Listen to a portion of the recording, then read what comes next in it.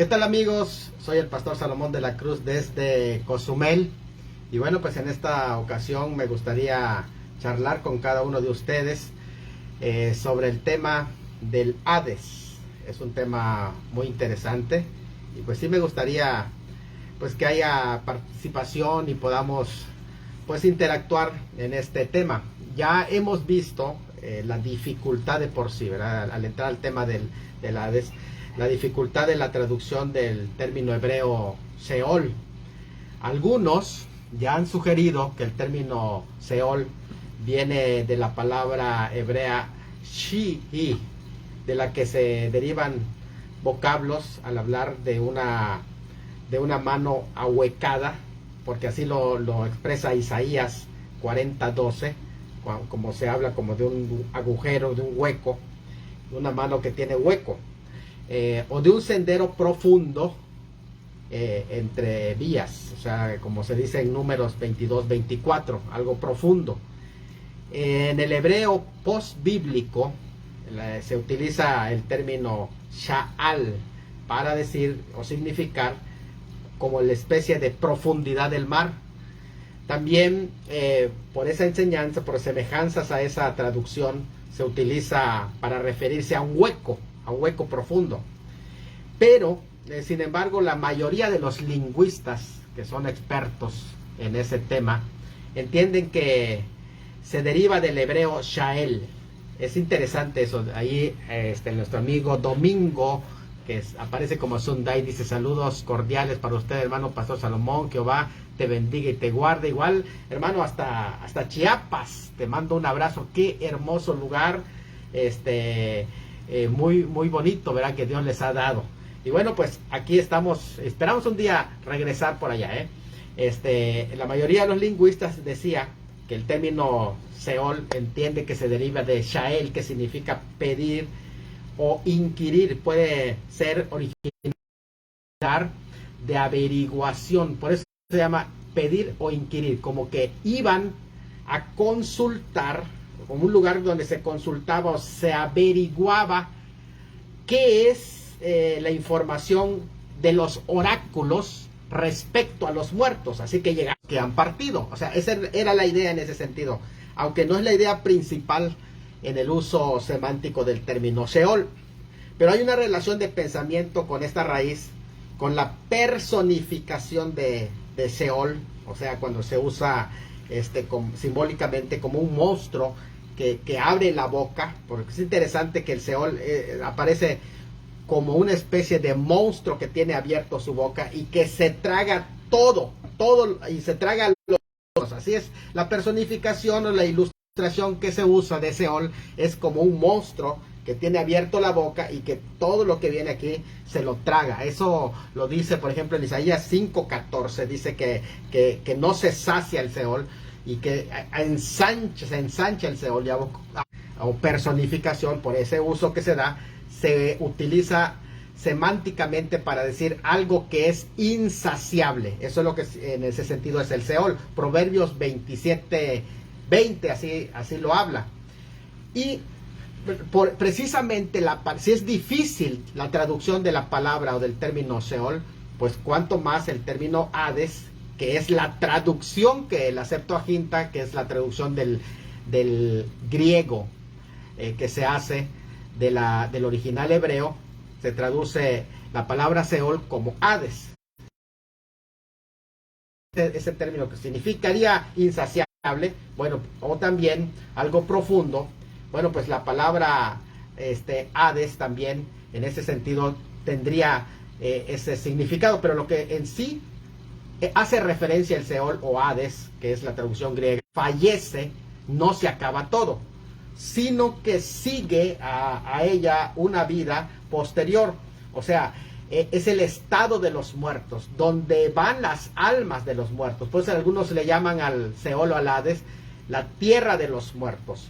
Y eso es muy interesante. El Hades, claro, que algunas personas critican el término del uso Hades. Bueno, pues ahí tenemos a Armando, dice: saludos mi estimado amigo y pastor, un mega abrazo también para ti, Armando, Dios te bendiga. Estamos hablando del tema del Hades, y es muy interesante porque recuerden que la Septuaginta utiliza Hades para traducir el término Seol, que es el lugar donde van los muertos, pero también es muy criticado porque algunos piensan que al utilizar el término Hades está haciendo referencia a las tradiciones griegas. Sin embargo, se está utilizando un término para hacer una traducción de una frase del contenido bíblico en hebreo. O sea, que el contenido semántico a la que se refiere no es a la cuestión de los griegos, sino es precisamente al origen hebreo del término,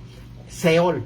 Pero vamos a decir esto, ¿no? Aunque la traducción en realidad lo que da a entender es la construcción del término Hades viene de dos palabras, que son a, que es privativo de no, y eido, que es privativo de ver o lo invisible. Y en este sentido, algunos sugieren que la raíz es hado, que significa receptor de todo.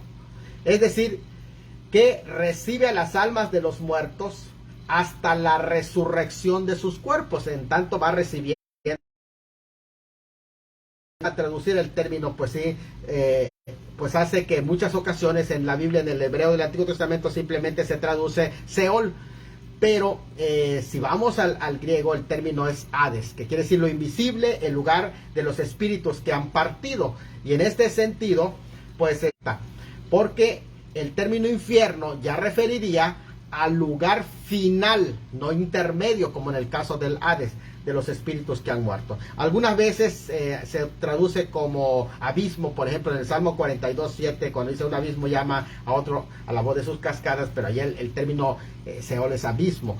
Pero para los perdidos, el Hades es en el Nuevo Testamento el estado intermedio entre la muerte y su condenación final en el infierno, que es el Gehenna.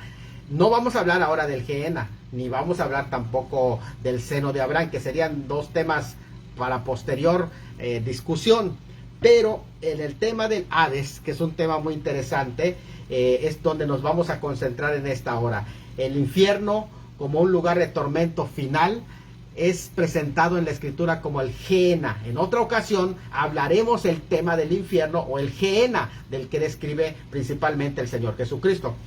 Pero quiero decirle que el término Hades se usa 4 veces en los evangelios, y es precisamente el Señor Jesucristo mismo quien cita el término Hades para referirse a espíritus que han partido. Lucas lo cita 2 veces más en el libro de Hechos, que en el mensaje de Pedro, y lo vamos a analizar. Y Juan lo menciona 4 veces en Apocalipsis, tanto en el Apocalipsis 1 para decir que tiene el Señor las llaves del Hades, dictar el destino final del Hades. Así que bueno, pues, pero el apóstol Pablo, curiosamente, nunca usa el término Hades. En todas sus 13 cartas, el apóstol Pablo no menciona el término Hades. Y esto es muy interesante, pero hay un pasaje que él toma y lo cita libremente del libro de Oseas, capítulo 13. Él lo cita libremente. En el original hebreo utiliza el término Sheol, pero al citarlo el apóstol Pablo, y lo hace de una manera intencionada y dirigida por el Espíritu Santo, luego, no utiliza el término Hades, utiliza el término muerte en lugar de Hades. Es muy interesante y me gustaría comenzar por allá y después entramos ya a ir desglosando los pasajes donde se menciona el Hades en los 4. Así que comenzamos con el primero, con esta mención que para mí es muy interesante discutirlo. 1 Corintios 15:55, en donde el apóstol Pablo, haciendo uso de 2 textos, los fusiona y va a Sheol. De hecho, la Septuaginta, cuando la traduce el término allí Hades 2 veces. Pero en el griego que menciona el apóstol Pablo aquí, en lugar de hablar de Hades, menciona Tanate, que es la muerte, como un sinónimo de muerte, pero lo utiliza con un propósito específico en ese pasaje. Así que me gustaría que lo busquen, 1 Corintios 15:55, si quieren buscar, y vamos a discutir este tema porque es muy interesante de cómo son los usos y citas de las escrituras del Antiguo Testamento, y el apóstol Pablo, como rabino, lo utiliza precisamente para hablar de la muerte y no cita el Hades. Podría utilizarse en ese pasaje en el original mencionando Hades, pero él no lo usa. Hay varias razones. Así que usa la palabra Hades. En la primera mención de Tanate la traduce como muerte, y en la segunda parte de ese mismo versículo se traduce como sepulcro. Nunca, sin embargo, denota la sepultura. Es un texto muy interesante. Entonces vamos a leerlo para que más o menos tengamos la idea de qué es lo que allí se nos dice. Dice de esa manera: ¿dónde está, oh muerte? Ahí está Thanatos, muerte, tu aguijón. ¿Dónde, oh sepulcro? Y allí la palabra es muerte de nuevo. ¿Dónde está, oh muerte? Tu victoria. Dos veces la palabra muerte, una traducida como muerte precisamente, y la segunda traducida como sepulcro. Ahora, ¿por qué hace esto el apóstol Pablo y cambia? De hecho, Pablo, vuelvo a decir, no está citando literalmente el pasaje. Hay dos pasajes que es Isaías 25:8. Sé que aquí lo vamos a mencionar aquí para ir analizándolo, y vamos a dar cuenta que él construye una declaración, un cántico en forma de poema, como una expresión de gozo del cristiano en el momento cuando sea tomando parte de lo que son las escrituras de los profetas, construye prácticamente un cántico, y de alguna manera que no es aplicado directamente a la iglesia en el pasaje de la interpretación, sino que se refiere a Israel en la resurrección final, pero que Pablo lo modifica y lo aplica a la iglesia. Eso es muy interesante lo que él hace. La cita de Isaías que hace Pablo, de Isaías en los versículos 15, capítulo 15, 53 y 54 de este pasaje del gran capítulo de la resurrección, que es el capítulo 15, se refiere al triunfo de Dios sobre la muerte en el tiempo del fin, en la restauración final de Israel. Pero él toma esos pasajes y ahora construye un himno y lo aplica a la iglesia en la resurrección, en el rapto de la iglesia.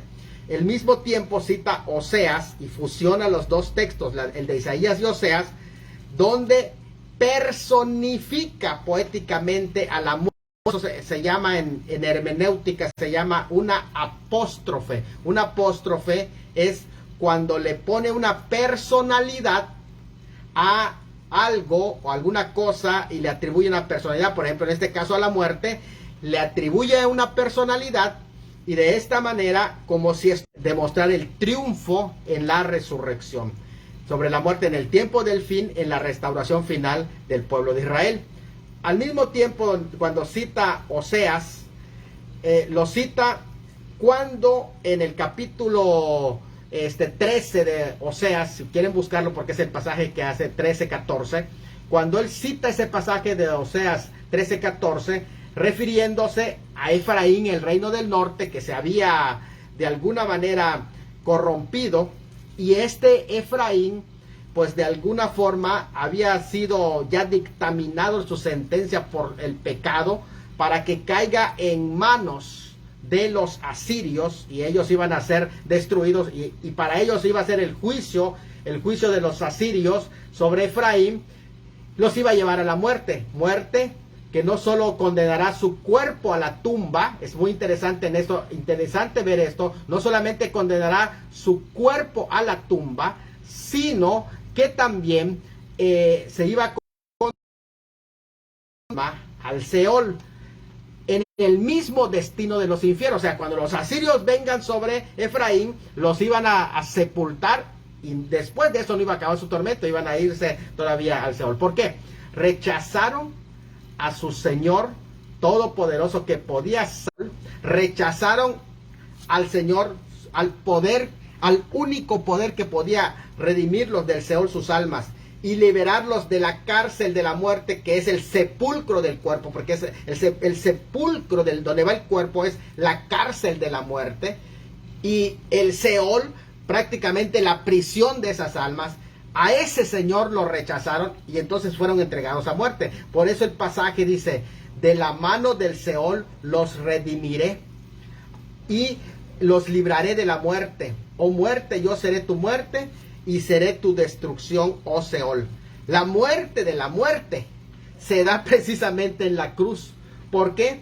Con la destrucción del aguijón del pecado de la muerte. O sea, el aguijón es como cuando una abeja te pica el aguijón, cuando te deja tu aguijón, te hace mal a ti, te deja el veneno, pero en ese mismo momento comienza la muerte de esa abeja. Y esto es lo que pasó en la cruz, cuando el pecado vino y picó en la cruz al Señor. En ese mismo momento dejó su aguijón y empieza a morirse la muerte. O sea, ya empieza a agonizar ese aguijón que dejó, ese veneno que dejó y que sentenció la muerte. Al dejar su veneno, al dejar su aguja e irse a la muerte en la cruz, lo que pasó es que ese aguijón, que es el pecado, pues prácticamente empieza a perder su efecto. Y viene también la destrucción final del Seol, que va a acontecer cuando prácticamente nuestros cuerpos salgan de la tumba y finalmente tendremos un cuerpo exento del pecado en el fin de los días. Eso es lo que está diciendo ese pasaje. Se anuncia aquí mediante la profecía mesiánica que el Señor Jesús quitará tanto el veneno como el temor de la muerte y también destruirá victoriosamente al que tenía de ella. O sea, lo va a destruir en ese sentido. Se anuncia aquí mediante profecía mesiánica que el mismo Señor quitará tanto ese veneno de la muerte y también destruirá victoriosamente al que tenía bajo el poder la destrucción de los cuerpos. Con ello se está dando a entender que la victoria de la resurrección ha, por así decir, tragado el poder de la muerte. Con su resurrección tragó el poder de la muerte y sentenció también que se abrirá la cárcel de la muerte un día, que es los sepulcros. Se van a abrir esa cárcel de la muerte y saldrán los prisioneros y no volverán jamás. O sea, es importante que cuando lleguemos a explicar los conceptos de Apocalipsis entendamos de qué se trata. Hablando del misterio del cuerpo resucitado en 1 Corintios 15, 50 en adelante, Pablo habla de la necesidad de la transformación en 1 Corintios 15, 50 y 53, por decir, celebrar ese momento. El apóstol Pablo, para celebrar el momento de la resurrección y de la glorificación y del arrebatamiento, utiliza Oseas 13:14 en una forma de pregunta. ¿Dónde está, oh muerte, tu aguijón? ¿Dónde, oh sepulcro, tu victoria? Esa cita de Oseas 13:14. Y lo hace un cántico de escarnio, de burla, que es adecuado para los creyentes cuando ellos van ascendiendo en el arrebatamiento para encontrarse con su Señor en el aire, y entonces se burlan de la muerte, que para ellos ya prácticamente perdió su aguijón, ya que su cuerpo estará ausente totalmente de la presencia del pecado, y el pecado es el que produce la muerte, y por lo tanto ya no tendrá potestad sobre los cuerpos. Eduardo Jiménez dice ahí: saludos y bendiciones, siervo de Dios. Saludos, mi hermano Eduardo. Aquí estamos batallando igual con el internet, como que a veces se corta y regresa, pero qué bueno que allí están presentes. Pasión también en esta temática que es muy interesante. Bueno, pues aquí también se burla del Hades en cierta forma, aunque aquí no se menciona la palabra Hades, pero finalmente en la muerte está haciendo esa burla, que los creyentes de entre los muertos. Es común en la interpretación judía que se liguen textos en base a una palabra común, y la palabra muerte y victoria aparecen en Isaías 25:8 y en Oseas 13:14. De hecho, le aplica a la resurrección explicando el significado de dos cosas, de la palabra aguijón, la palabra aguijón, que es kentrón, que quiere decir perforar un punto, o veneno es la palabra aguijón, el veneno, y la palabra victoria, y utiliza esos dos términos para que vienen en los dos textos, y por eso usa los dos textos, por los dos términos que vienen, que es aguijón y victoria. La palabra victoria es nikos, que es conquista o triunfo victorioso o aplastante, que es lo que tenía la muerte. En este sentido, el pecado, entonces, que presta su veneno a la muerte, y le dice el pecado a la muerte: te presto mi veneno, yo voy a ser tu aguijón. Pero la muerte en Cristo, con los pecados perdonados, al 23 dice: para mí el vivir es Cristo y el morir es ganancia. Ya no es muerte sino ganancia, y es pasar de vida a los brazos del Señor.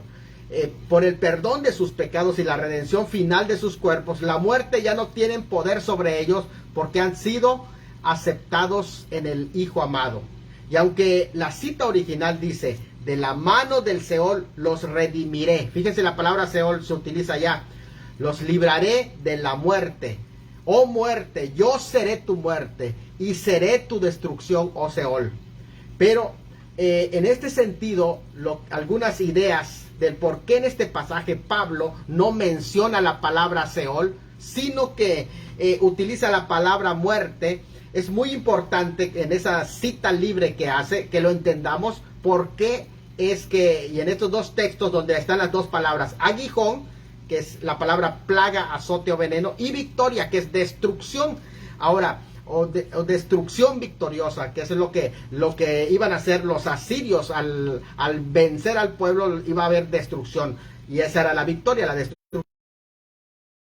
Realmente Pablo no lo utiliza, porque al ser libertados del aguijón las almas, porque acuérdense que él está hablando de la resurrección de los justos. Capítulo 15 de Corintios no habla de la resurrección de los injustos, solo de los justos. Las almas son libradas de ir al Hades. Las almas son libradas de ir al Hades, y finalmente en la resurrección de sus cuerpos saldrán del sepulcro, acabándose su poder destructor de la muerte. ¿Por qué? Porque como ya no está el pecado, ya no tienen efecto sobre él. De hecho, Pablo dos veces cita tanatos o muerte, sepulcro, y está implicado solo en el concepto de victoria destructiva, porque la palabra sepulcro en realidad no aparece en el griego allá en ese pasaje. No aparece la palabra sepulcro. Donde se traduce la palabra sepulcro, donde está la palabra victoria. ¿Por qué? Porque la palabra victoria destructiva hace una referencia al sepulcro. Por tanto, el aguijón, como la victoria o el sepulcro sobre los muertos, prácticamente son aliados de la muerte, que es lo que aquí se está cantando, que la victoria sobre la muerte. Además,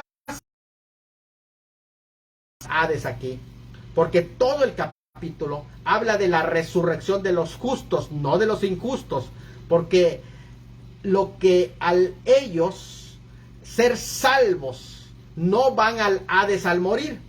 Así que como ellos no van al Hades, ya a los creyentes no les está afectando. ¿Por qué? Porque como no tienen pecado, no van al Hades. Pues han sido perdonados sus pecados, no van al Hades. Pero sin embargo, sí continúan muriendo. Así que el énfasis de Pablo es en atacar el concepto de la muerte. Porque la pregunta es, bueno, si ustedes son cristianos, dicen que no van al Hades, bueno, pero todavía están muriendo. Entonces es donde él se enfoca toda su atención a atacar el concepto de la muerte. Y es aquí donde nos vamos a concentrar también, y afecta al cristiano, afecta aún la muerte, pero en qué sentido y en qué punto, eso es lo que va a aclarar el apóstol Pablo. Es claro que Pablo habla de la victoria final, al que hace referencia la venida de Cristo, o la parucía, que sucede en el rapto y la resurrección de los muertos en Cristo. Por tanto, la victoria sobre la muerte y el sepulcro del cuerpo todavía están pendientes. Ahora, ¿cuál es la victoria ahora? La victoria está sobre el Hades, porque el cristiano al morir no va al Hades.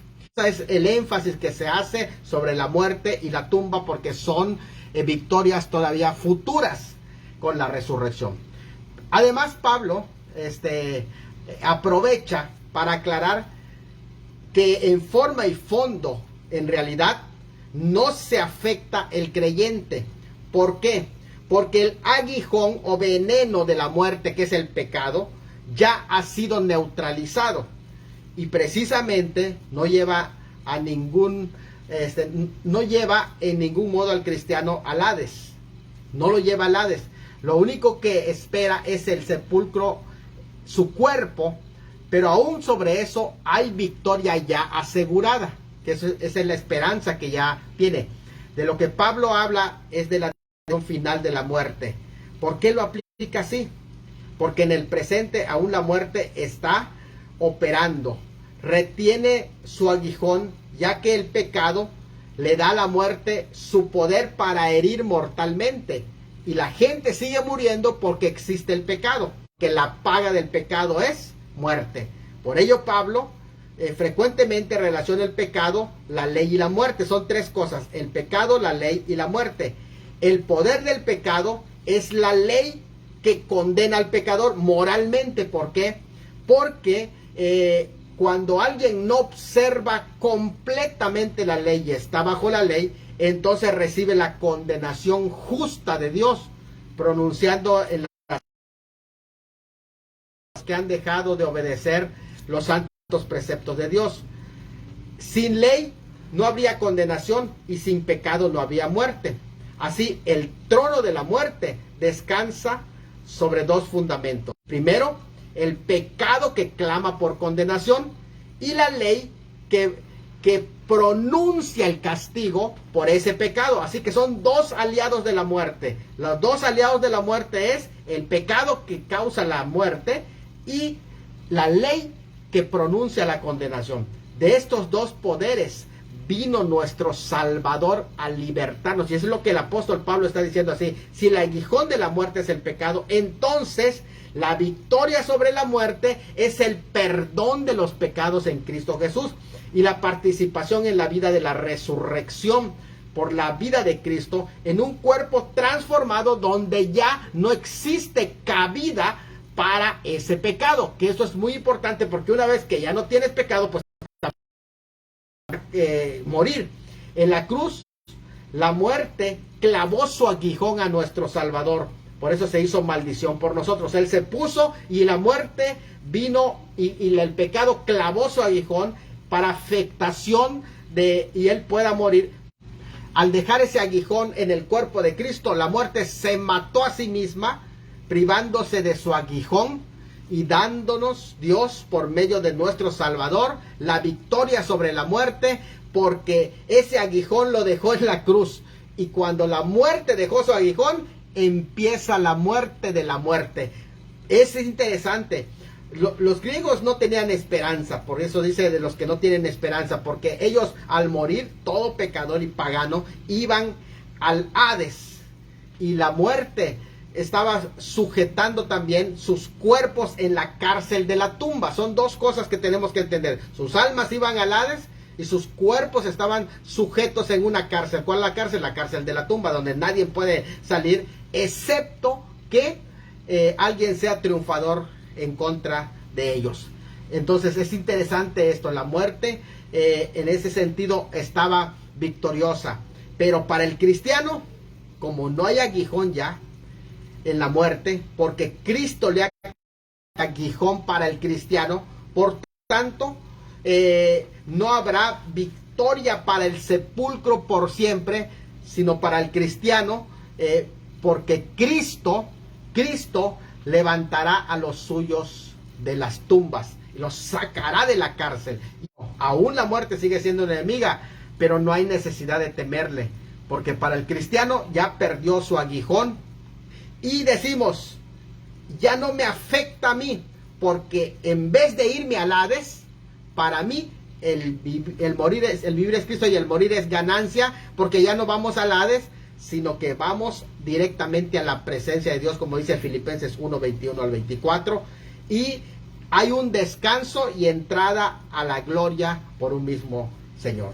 Así que ese es el concepto que allí estamos llevando. Vamos a ver ahora, a entrar ya al tema del Hades. El Hades es mencionado primeramente por el Señor Jesucristo en Mateo 11:23.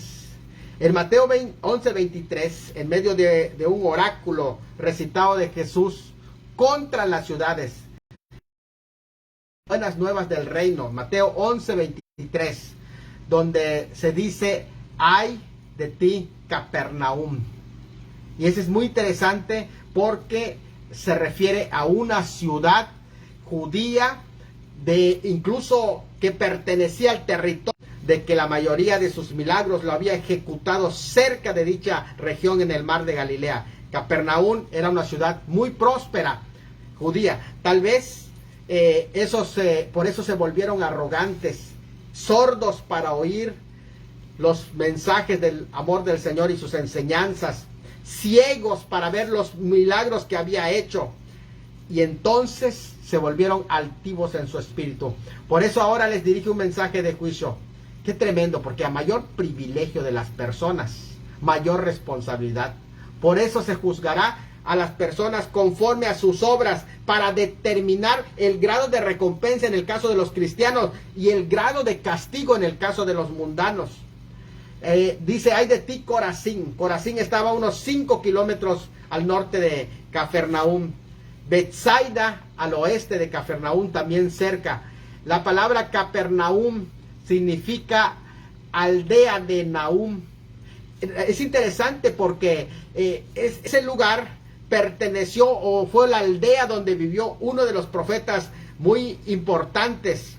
Por eso es que el Señor los compara con Tiro y Sidón, las ciudades fenicias, que en el Antiguo Testamento eran consideradas como imágenes de maldad, comparados con el orgullo de Satanás. En Isaías 14, en Ezequiel 28 también son comparadas con esa arrogancia y orgullo que propició la caída de Satanás. El día de juicio que allí se menciona, dice: ay de ti en el día de juicio. Puede ser algo temporal, pero también puede ser algo eterno. En esto también se comprueba el hecho de que aún la razón de las profecías de doble cumplimiento, porque puede ser un juicio inmediato, puede ser un juicio aplazado en la historia o refiriéndose al juicio final. Es algo muy importante, aún al juicio del fin de los tiempos. Eso se llaman las profecías de doble o de triple cumplimiento. La figura del orgullo, arrogancia y autosuficiencia de los habitantes de Capernaum es comparada con la del rey de Babilonia, que es una figura de Lucifer. Por eso, Hades serás abatida. Y aquí la palabra Hades es la misma Seol, referida en Isaías 14:15, solo que ahí se refiere al príncipe de Tiro. Y de alguna manera, aquí el término Hades no se especifica en los lados del abismo, como en el caso de Isaías, donde se dice en los lados del abismo, porque es el lugar donde van los espíritus, los ángeles caídos. No, aquí se refiere al Hades en el sentido general, donde iban a ser abatidos aquellos que rechazan el mensaje. Aquí se dice: hasta el Hades serás abatido.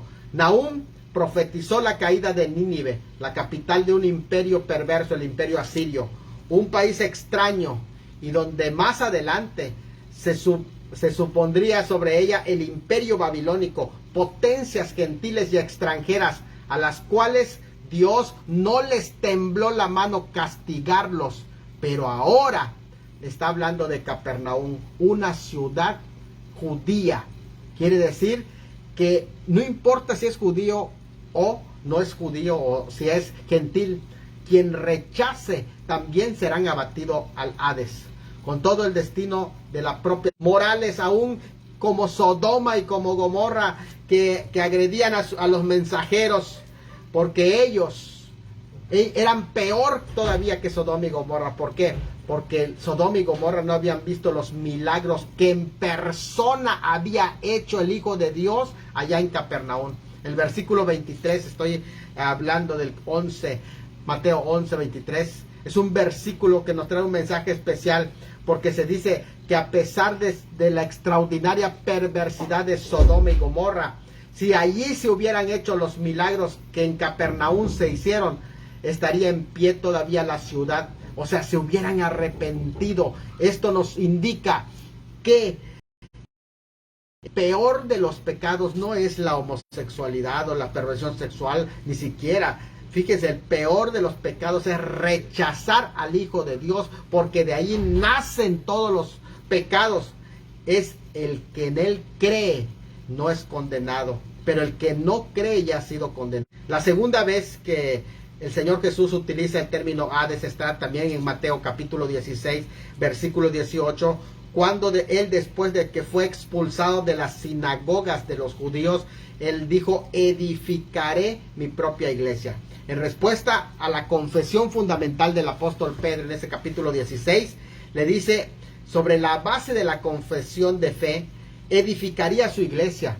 Y es ahí donde dice de ella: las puertas del Hades no prevalecerán contra la iglesia. Las puertas del Hades eran visto como las fauces de un monstruo, una garganta enorme que se traga todas las cosas terrenales, pero ella misma no podía tragarse a la iglesia. La iglesia no podía ser tragada por el Hades, es decir, no podían tocar a ninguno de los miembros más pequeñitos de la iglesia. Eso queda claro si entendemos aquí que Hades es el mundo subterráneo, lugar de las almas, de la muerte. Aquí no se usa ni la palabra infalibilidad para la iglesia. Estos términos, infalibilidad para la iglesia o indefectibilidad, tendrá lleno de muchos errores, pero esta palabra que sí se le promete a la iglesia es inmortalidad. Indefectibilidad no, infalibilidad no para la iglesia, pero en los escritos de Ezequías, esta parte que aparece en un escrito cuando estaba enfermo y declara: a la mitad de mis días iré a las puertas del Seol, en Isaías 38:10. Allí es donde utiliza la palabra puertas del Seol o puertas del Hades. Las puertas sugieren un cuadro de una fortaleza o prisión que pone bajo llave a los muertos y cierra las puertas a sus rescatadores para que no vengan a rescatarlos. El Señor de la iglesia, sin embargo, despoja de ese dominio a Satanás, y su iglesia estará siempre a la ofensiva en contra de las tinieblas. Pero lo más importante que allí se les promete es que ninguno de sus miembros va a ir a parar en el Hades, como lo fueron en el Antiguo Testamento los santos, porque los santos del Antiguo Testamento fueron al Seol, que es el Hades, pero los de la iglesia no va a poder tragárselo el Hades. Esto es una promesa muy importante que tenemos que tomar en cuenta. Vamos a ver la tercera vez que utiliza el término Hades en el Nuevo Testamento. Lo utiliza el mismo Señor en Lucas 10:15. Siempre en el que el reino de los cielos se ha acercado. Es Lucas 10:9. Y en el 10:15, que ya es el punto donde vamos a ver el tema del Hades. Y la evidencia de ellos sería que cuando ellos predican ese mensaje, alrededor de ellos iba a haber señales. El griego que ahí se utiliza, que es enjiken, da a entender que cuando el evangelio es proclamado, las bendiciones divinas están al alcance de todos los que acepten, pero responsabiliza también a los que no lo reciben, como en allí es una cuestión de creer o no creer. Quienes lo rechacen recibirán su respectivo juicio en aquel día, dice 10 al 12 de Lucas. En aquel día, y la palabra en aquel día es el día del juicio. Rechacen ese mensaje, prácticamente asumen toda la responsabilidad que corre a favor de o en contra de ellos. Lucas 10:15 estoy.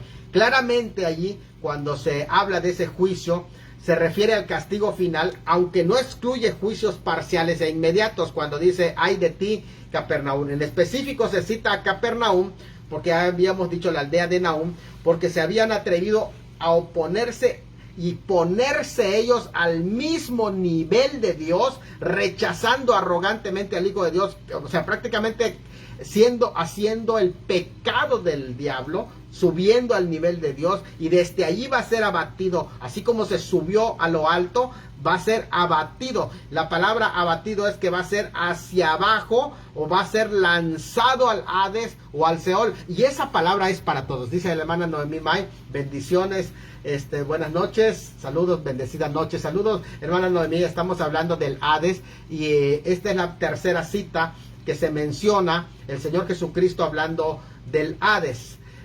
La cuarta cita está en Lucas, y Lucas lo menciona el Señor Jesucristo en 16:23.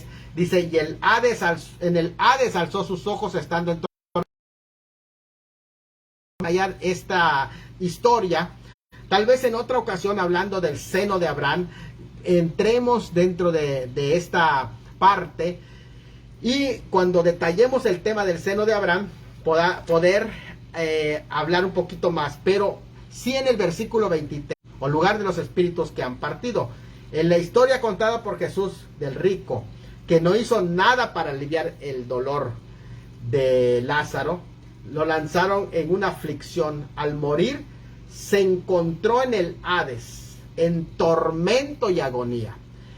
Con esta historia se enseña sobre los destinos reales de los hombres post-mortem, es decir, después de la muerte.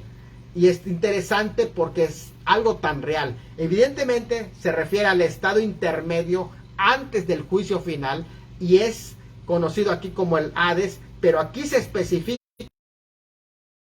quiere decir, incluso el más adelante dice, para que no vengan a este lugar de tormentos. Y allí el Hades, la parte del Hades a la que estaba haciendo referencia, a diferencia de la parte del Hades llamada seno de Abraham, es el lugar de tormentos. Aquí se refiere el lugar de tormento y el seno de Abraham, que es un tema que vamos a tocar más adelante. Pero estamos diciendo allá que en el Hades alzó, y es una interesante enseñanza del Señor antes de su muerte y resurrección. En Hechos, Lucas nos va a dar también otro pasaje, Hechos 2, 27 y 31. Hechos 2, 27 y 31, que es el sermón del apóstol Pedro, cuando él estaba predicando en medio del día de Pentecostés, enfrente de todos aquellos judíos que se habían reunido de diferentes partes celebrando esta fiesta de Shavuot o Pentecostés.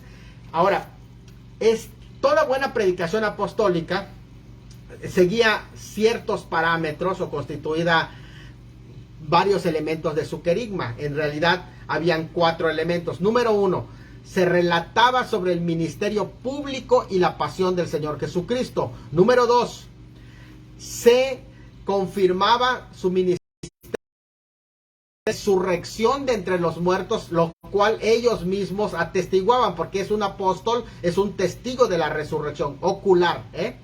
Número 3, se citaba como testigo al Antiguo Testamento. Tenía que haber un pasaje en la Biblia del Antiguo Testamento, momentos muy interesantes de la predicación apostólica.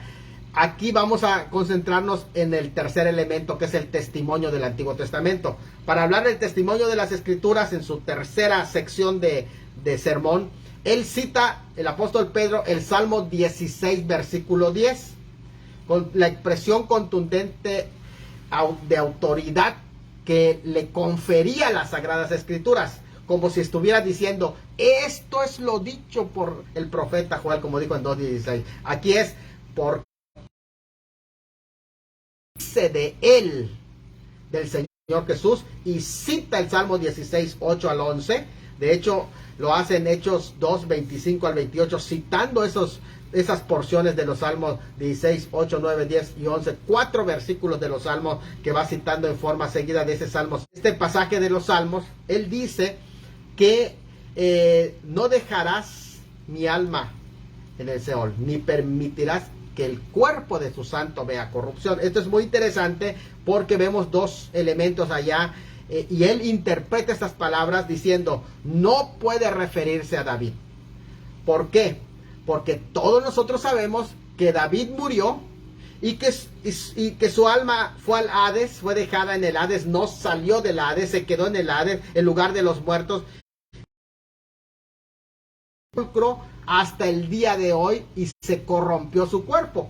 Eso él lo dice en el capítulo 2. Por lo tanto, no se refería a él. Algunos judíos no utilizarían esto como un pasaje mesiánico, pero al argumentar esto con la revelación que tiene el apóstol Pedro, está sentido es el siguiente. Si no se refiere a David este Salmo 16, 8 al 11, ¿a quién se refiere? Y él mismo responde, pues se refiere al que figura por medio de David en este salmo, al hijo más grande que David. ¿Quién es ese? Pues el rey mesiánico. Y en este sentido, miren qué interesante, porque aquí él está argumentando dos evidencias que presenta contundentemente para confirmar que Jesús de Nazaret es ese rey mesiánico de acuerdo a este salmo. Y que este Salmo 16, aunque poco importa si los judíos veían o no en este salmo un salmo mesiánico. ¿Por qué? Porque ellos no tenían la revelación completa y no podían hacer esa interpretación, porque Jesús vino a sacar a la luz la inmortalidad y la vida y la resurrección para nosotros. Ya que ellos no tenían la revelación completa hasta que Cristo vino, ellos no podían interpretar este salmo. Él es el único, sin embargo, que sí murió en presencia de todos ellos como testigos. Murió y ellos lo vieron que murió, fueron testigos de, pero ni su alma fue dejado en el Hades, porque él se levantó, ni su cuerpo vio corrupción. Son dos cosas que allí aparecen interesantes. Ni su alma fue dejado en el Hades, ni su cuerpo vio corrupción, ya que esto sucedió en el tercer día antes de que empiece la descomposición de su cuerpo. De eso ellos también son testigos oculares. Ellos vieron al Cristo resucitado, hablaron con él, comieron con él. No porque fueron testigos, no porque estuviesen en el mismo instante en que se dio la resurrección, sino porque convivieron con el Jesús resucitado. Y tras su muerte, ni se quedó en estado desincorporado, ni su cuerpo tampoco. Estamos hablando de que no se quedó como alma, penando por allá.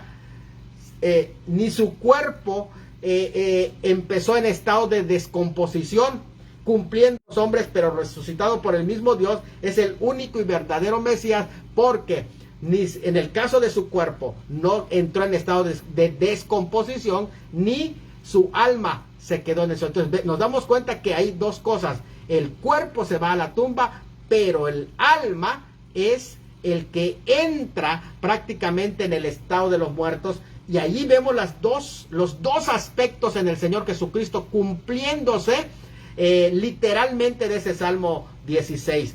Su cuerpo fue resucitado de la tumba y su alma sacado del Hades. Esto es algo muy importante. Ahora vamos al Apocalipsis para ir terminando las ilustraciones de lo que es el Hades.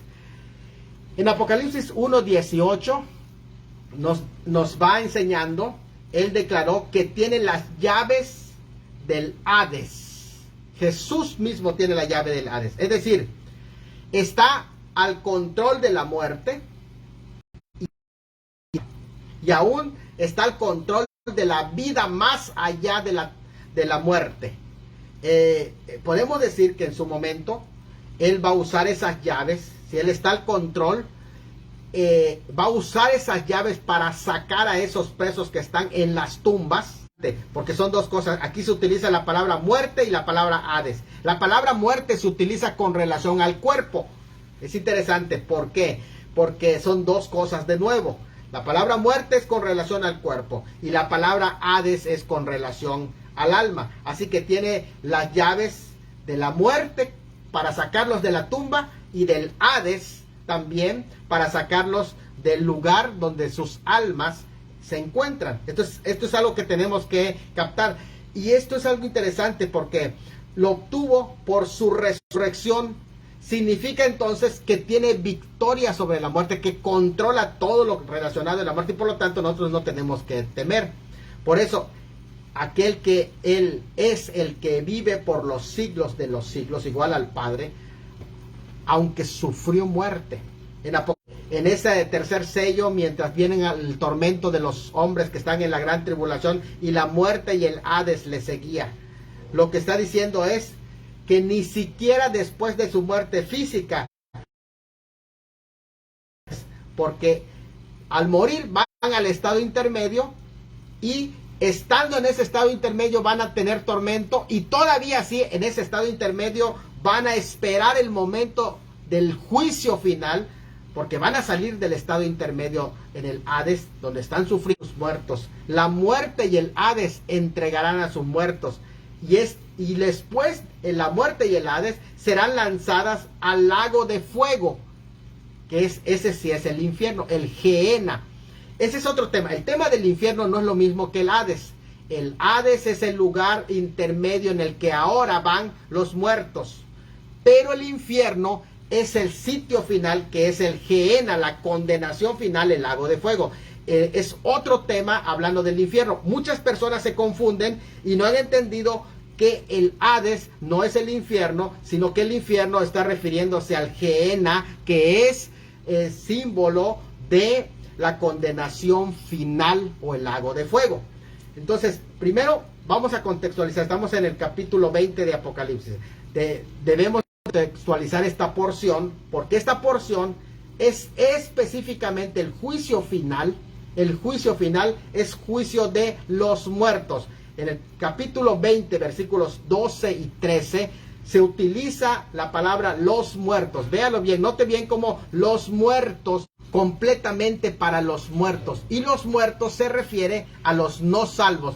Jamás en la Biblia se utiliza el término muertos para referirse a la iglesia. En la iglesia son los que duermen, porque mientras su cuerpo está en la tumba, su cuerpo está dormido, su espíritu está en la presencia de Dios vivo y gozándose, porque así lo dice Filipenses 1, 21 al 23.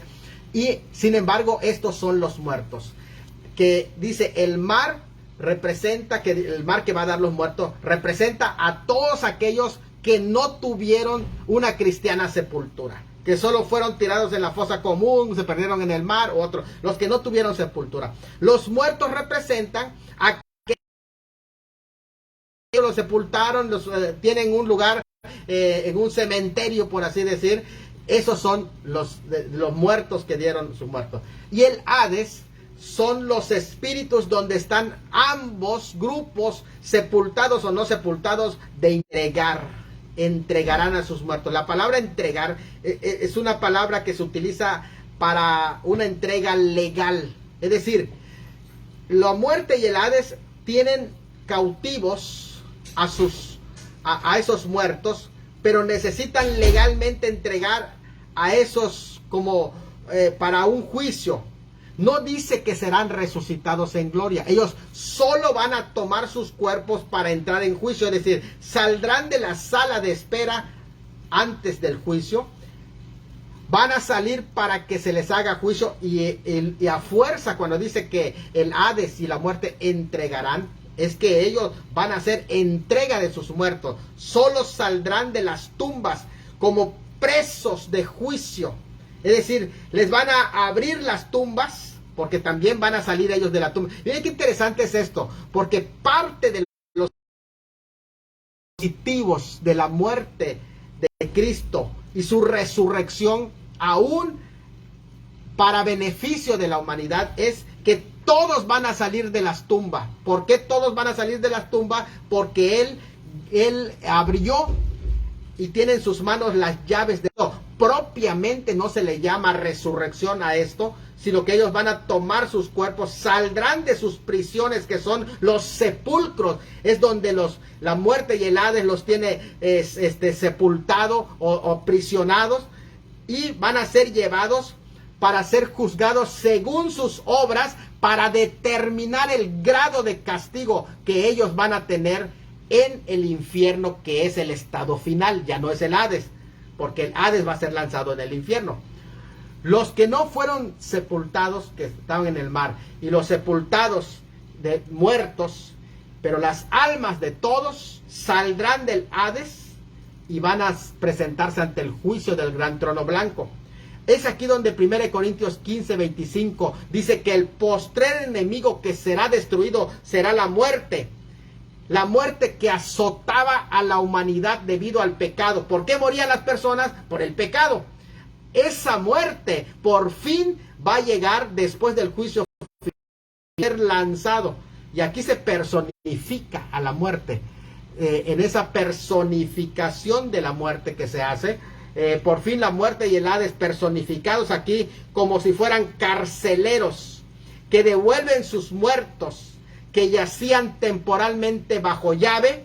El Hades refiriéndose al lugar donde están las almas, y ahora les exige al Hades que entregue las almas y también a la muerte que entregue los cuerpos que están en las tumbas. Y entonces en ese momento se les exige que entreguen, se les hace el juicio, y la muerte y el Hades, todo como si fuera basura, son lanzados al lago de fuego en las personas de los inconversos. En esas personas serán lanzados la muerte y el Hades. Aquí, claro, es una prosopopeya, una personificación. Sin embargo, es claro que ese va a ser el final del Hades. Entonces, finalmente, el Hades, que es estado intermedio, quedará obsoleto porque tomará su lugar el infierno verdadero, que es el lago de fuego. Bueno, pues con este recorrido que hemos hecho del Nuevo Testamento, pues sobre el tema del Hades, hemos aportado algo que sirva para cada uno de ustedes. Y bueno, pues nos quedan otros temas por allá, el tema del seno de Abraham, el tema del infierno, es un tema también muy interesante. Recuerden que el infierno ya, el Gehenna, es el estado final y no debe confundirse con el Hades, que es unida esta